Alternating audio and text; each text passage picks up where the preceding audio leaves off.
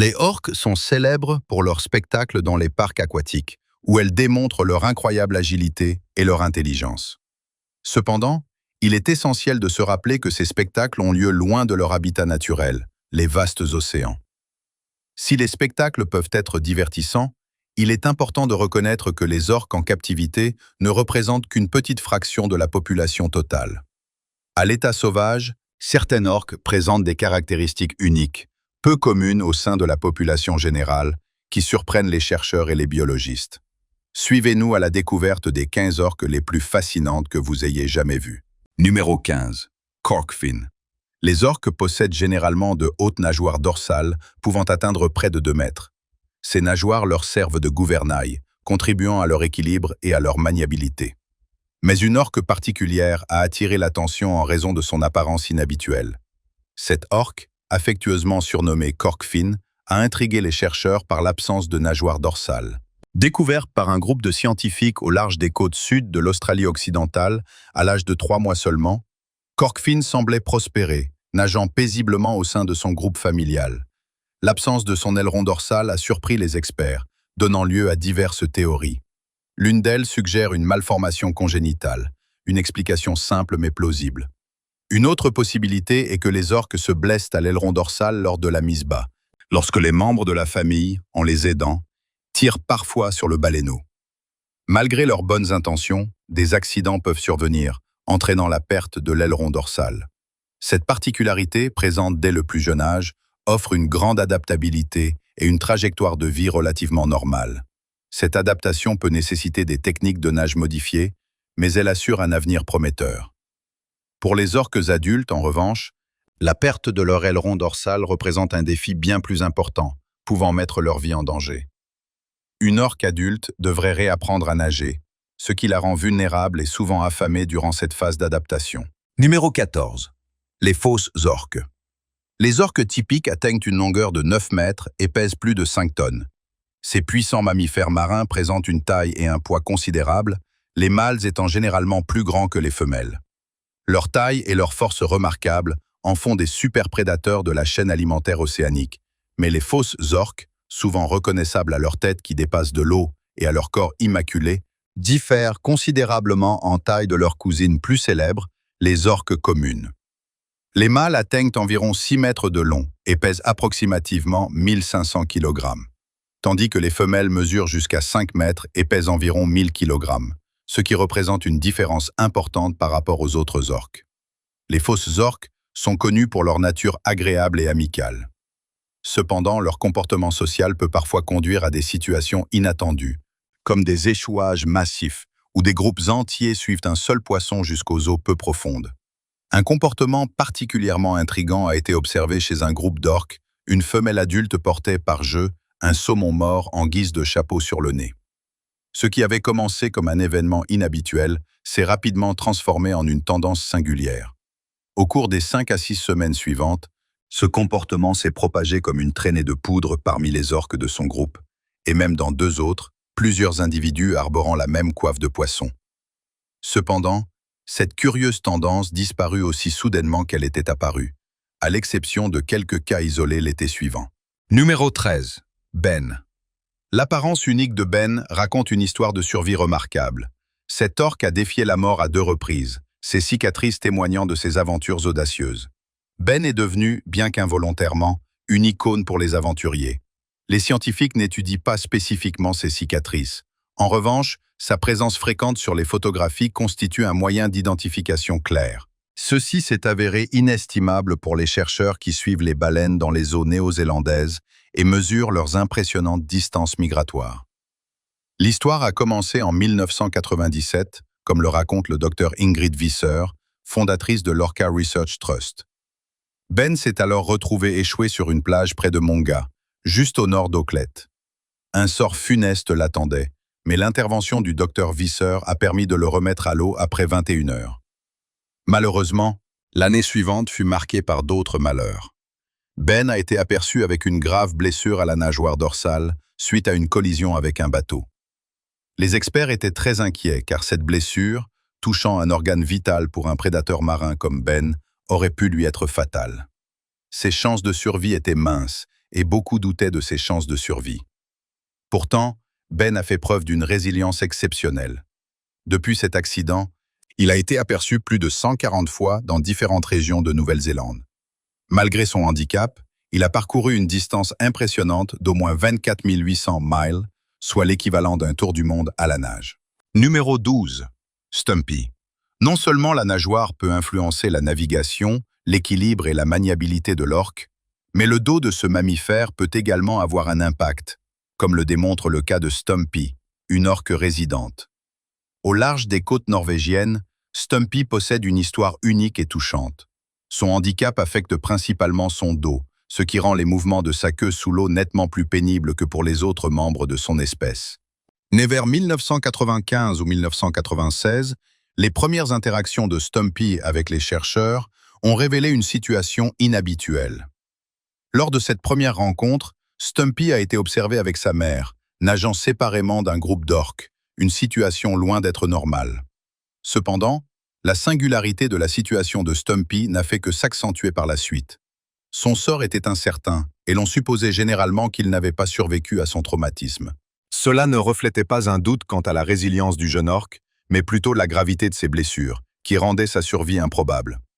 À la grande surprise des chercheurs, il a été confirmé par la suite que Stumpy avait survécu. Ce qui est particulièrement fascinant, c'est le long périple de Stumpy malgré ses blessures invalidantes. Il suivait et fréquentait constamment différents groupes d'orques, car sa capacité à chasser seul était fortement compromise. Durant cette période, Stumpy a bénéficié de l'aide d'orques qu'il ne connaissait pas, un acte d'altruisme rare dans le règne animal.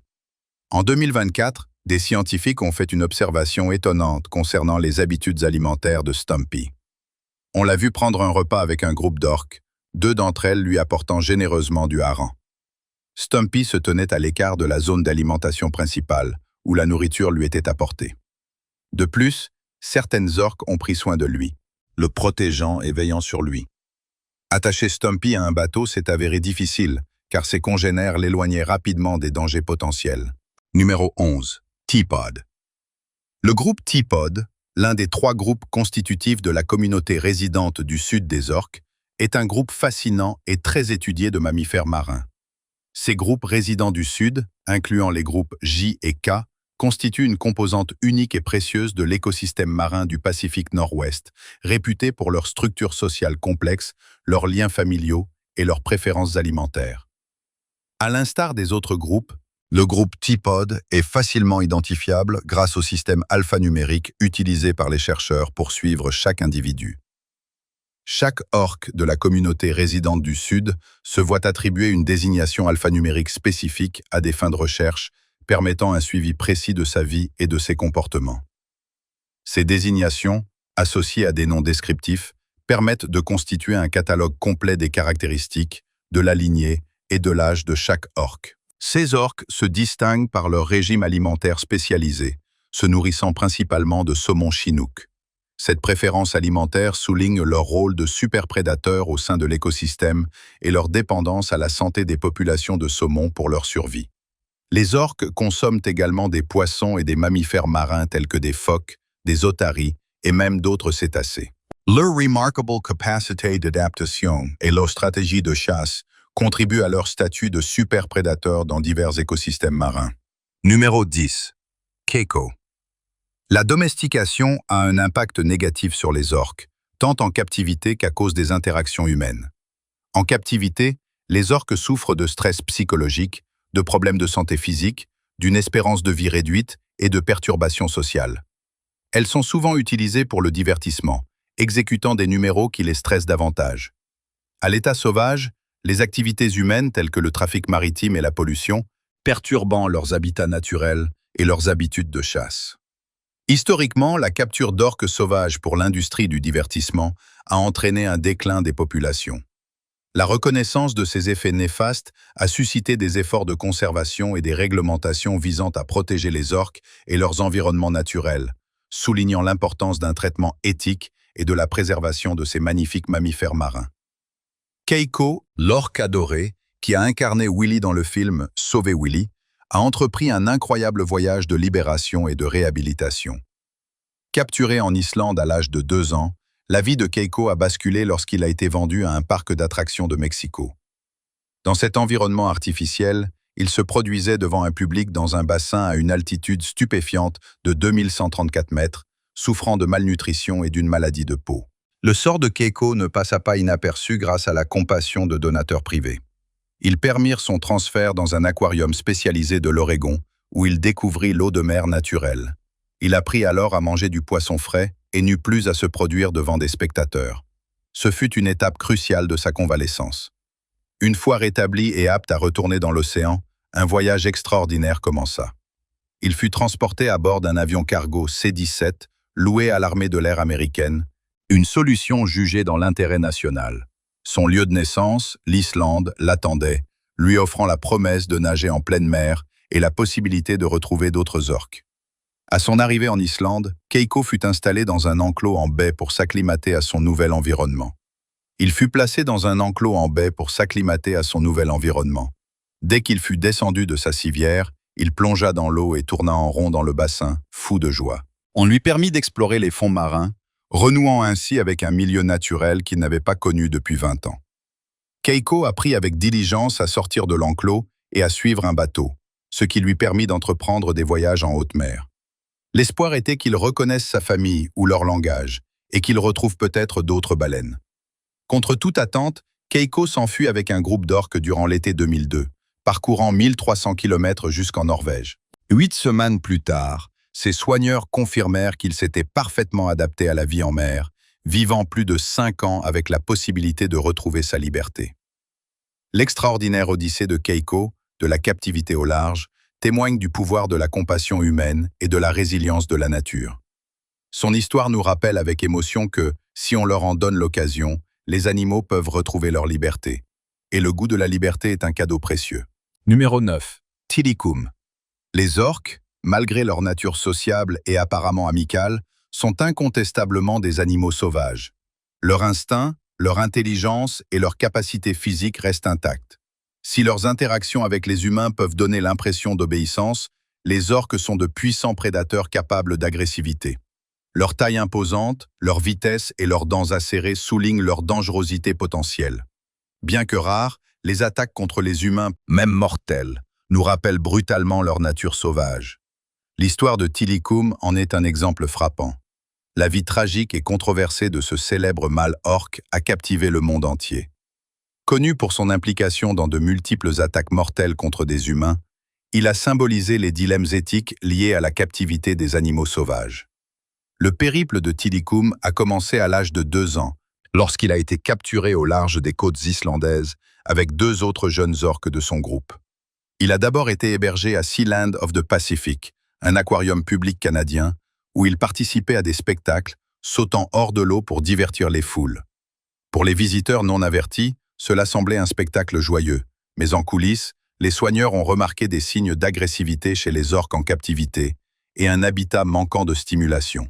La tragédie a frappé Sealand lorsque Kelty Burns, âgé de 20 ans, a glissé et est tombé dans l'enclos de Tilikum. Dans un événement choquant et violent, Tilikum et 2 autres orques l'ont attaqué, provoquant sa noyade accidentelle. Cet incident a entraîné la fermeture de Sealand, et Tilikum a ensuite été vendu à SeaWorld aux États-Unis. Il est devenu une attraction phare de SeaWorld, se produisant sous la direction de Shamu. Certains dresseurs ignoraient son passé violent, mais des précautions supplémentaires étaient systématiquement prises. Malgré le tragique incident de Sealand, le parc a continué à l'utiliser dans ses spectacles. Le chapitre le plus sombre de l'histoire de Tilikum s'est déroulé le 24 février 2010, lors d'un spectacle « Dîner avec Shamu ». La dresseuse principale, Dawn Brancheau, a été entraînée dans l'eau lorsque sa queue de cheval a touché la surface du bassin, et Tilikum a lancé une attaque mortelle. Brancheau s'est battu pour sa vie devant un public horrifié, mais l'assaut implacable de l'orque a entraîné sa mort tragique. Cette tragédie très médiatisée a provoqué d'importants changements à SeaWorld, notamment des amendes et des mesures de sécurité renforcées. Le documentaire Blackfish, sorti en 2013, a encore accentué le débat sur les orques en captivité et leurs conditions de vie. Le film affirmait que le comportement violent de Tilikum était dû au stress lié à la captivité et à un manque de stimulation. L'indignation publique qui s'ensuivit entraîna des modifications législatives et finalement un changement de pratique chez SeaWorld, la reproduction des orques en captivité cessa et les spectacles furent abandonnés. Numéro 8.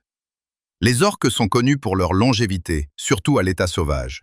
La durée de vie typique d'une orque sauvage peut varier de 50 à 80 ans, voire plus, selon son écosystème, ses ressources alimentaires et son environnement. En revanche, les orques en captivité ont tendance à vivre moins longtemps. Le stress, le manque d'espace et l'absence de comportement naturel peuvent engendrer divers problèmes de santé, réduisant ainsi leur espérance de vie. En captivité, la durée de vie moyenne d'une orque est nettement plus courte, souvent de l'ordre de 20 à 30 ans. Au cœur de la mer des Salish, un lieu réputé pour sa beauté sereine et sa vie marine enchanteresse, se déroule l'histoire remarquable de Granny, une orque centenaire qui a traversé les âges, captivant scientifiques et grand public.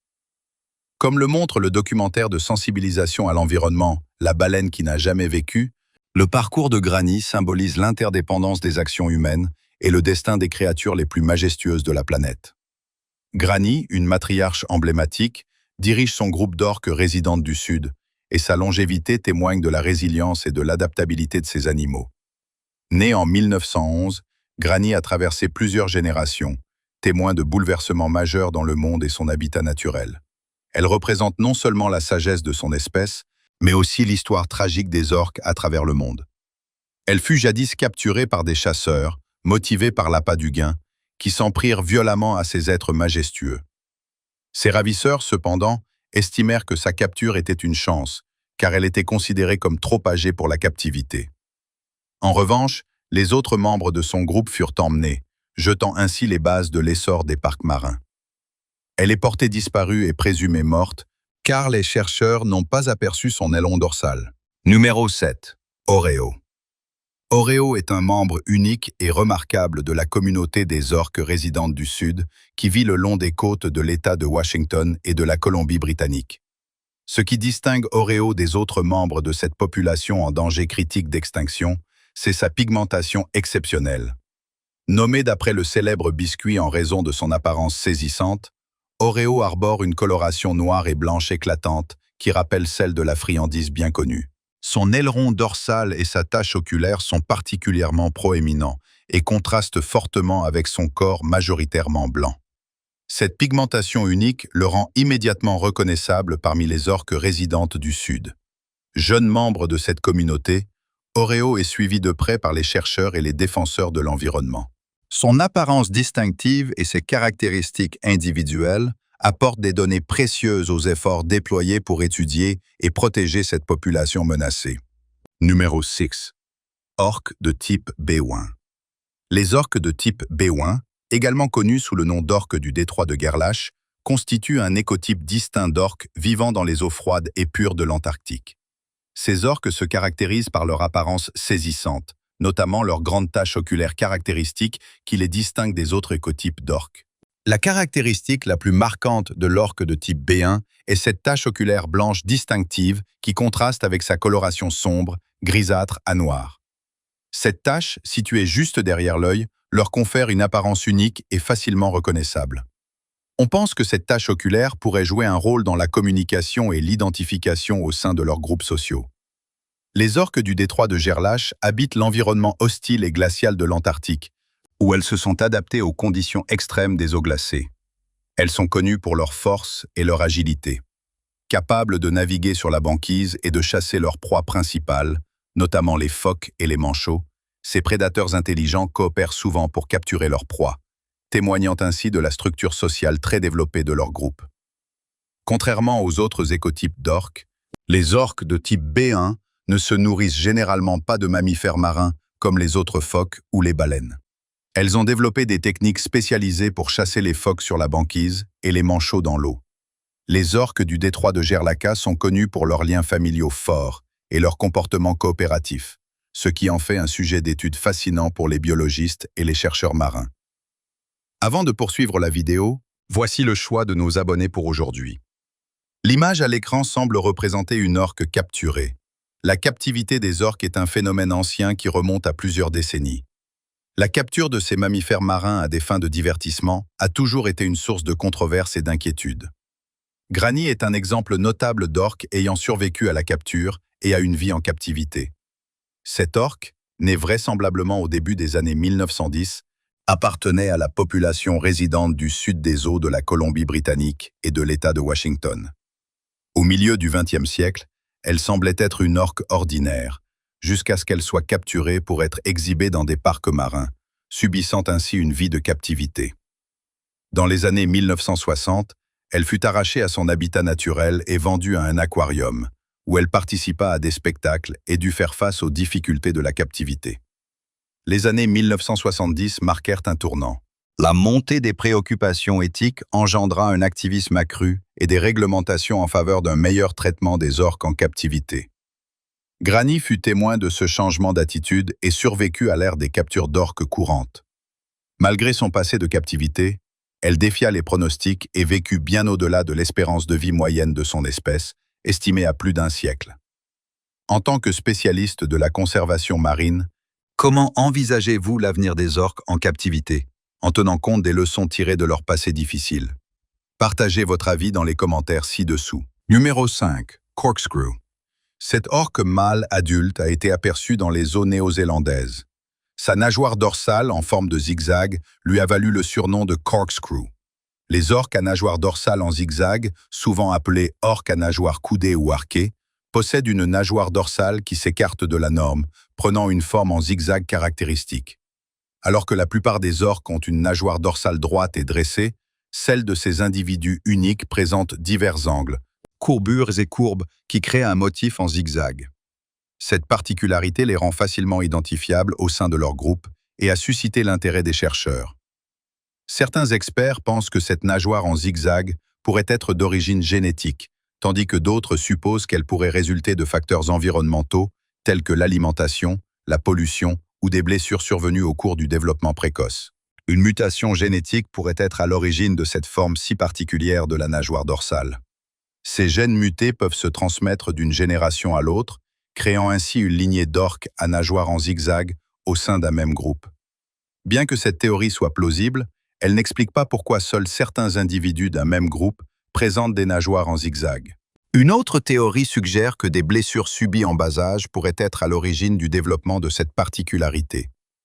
Les orques sont connues pour être très actives et adopter parfois des comportements agressifs, même au sein de leur groupe. Une blessure à la nageoire dorsale lors de telles interactions pourrait potentiellement expliquer la forme inhabituelle de cette nageoire. Cependant, cette théorie laisse également de nombreuses questions sans réponse, car toutes les orques blessées ne développent pas de nageoire en zigzag. Les recherches se poursuivent afin de déterminer le rôle des facteurs environnementaux dans le développement de ces nageoires. Numéro 4. Orques de Port Jackson. Les orques possèdent des mâchoires puissantes et polyvalentes, dotées de grandes dents coniques et imbriquées, conçues pour chasser et capturer leur proie. Avec 40 à 56 dents, les orques font preuve d'une grande adaptabilité alimentaire, se nourrissant de poissons, de phoques, d'otaries et d'autres espèces marines. Leur stratégie de chasse coopérative, souvent menée en groupe, témoigne de l'efficacité de leurs mâchoires pour capturer diverses proies.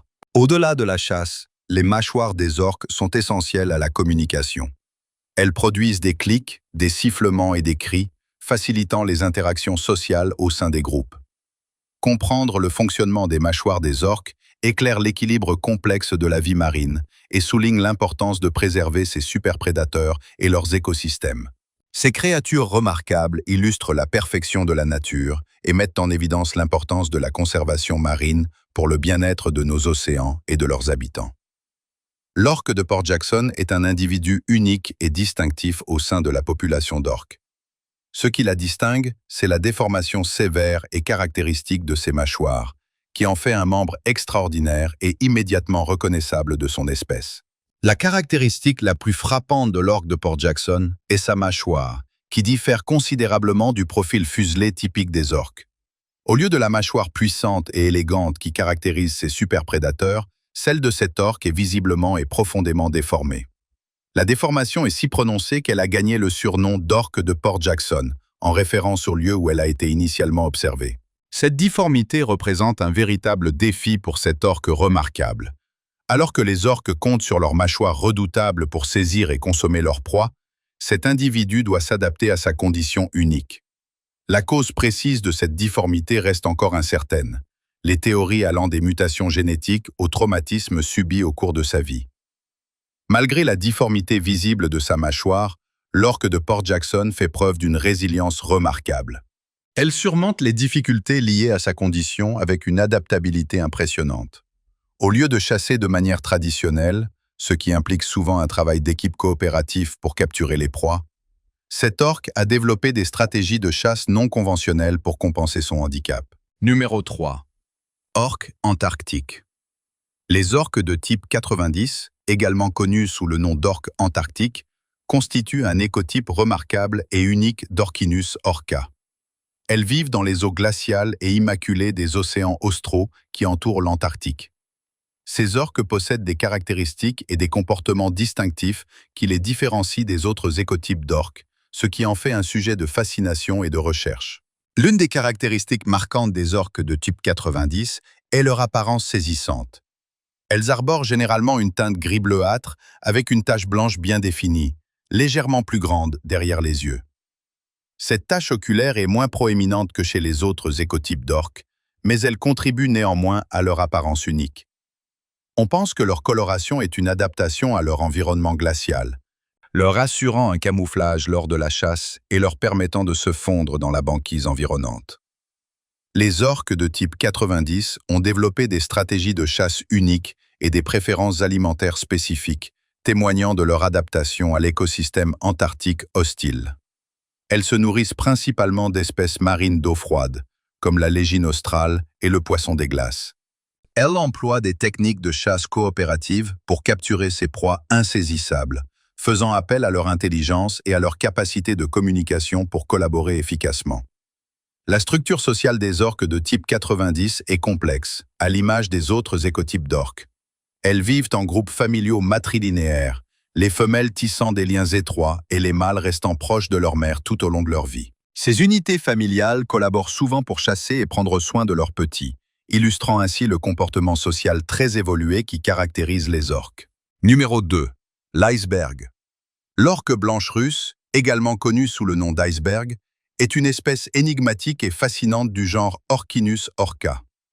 Ce qui distingue l'iceberg des autres orques est sa coloration unique et extraordinaire, qui lui a valu le surnom d'orque blanche. Cette créature remarquable a été aperçue pour la première fois dans les eaux de l'extrême-orient russe, dans le Pacifique Nord, et suscite depuis un vif intérêt et une grande admiration chez les chercheurs et les passionnés du monde entier. Les orques sont facilement reconnaissables à leur coloration noire et blanche saisissante. Leur corps est principalement noir, avec des taches blanches à certains endroits, notamment sur le ventre et les côtés de la tête. Ce contraste noir et blanc distinctif remplit plusieurs fonctions. Vu du dessus, leur couleur sombre leur permet de se fondre dans les profondeurs de l'océan, et vu du dessous, d'être des prédateurs furtifs. Les taches blanches peuvent servir de camouflage pour leurs proies lorsqu'elles sont repérées par en dessous. De plus, cette coloration et leur apparence saisissante les rendent emblématiques et facilement identifiables, aussi bien dans leur milieu naturel qu'en captivité. L'apparence remarquable d'iceberg est définie par sa coloration majoritairement blanche, exceptionnellement rare chez les orques.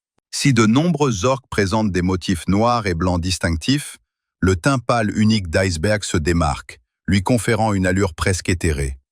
Sa peau d'un blanc éclatant serait due au leucisme, une affection qui entraîne une réduction de la pigmentation de la peau et d'autres tissus corporels, contrairement à l'albinisme observé chez les animaux entièrement blancs.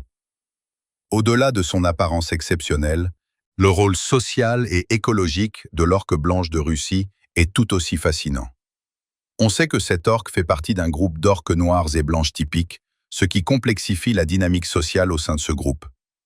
Les interactions et les relations entre l'orque blanche de Russie et les autres membres de son groupe font l'objet de recherches continues. Si sa coloration unique a fait de l'orque blanche de Russie un sujet d'étude scientifique majeur et a suscité la fascination du public, elle a également attiré l'attention sur les défis de conservation auxquels sont confrontés les orques et la vie marine dans le Pacifique Nord.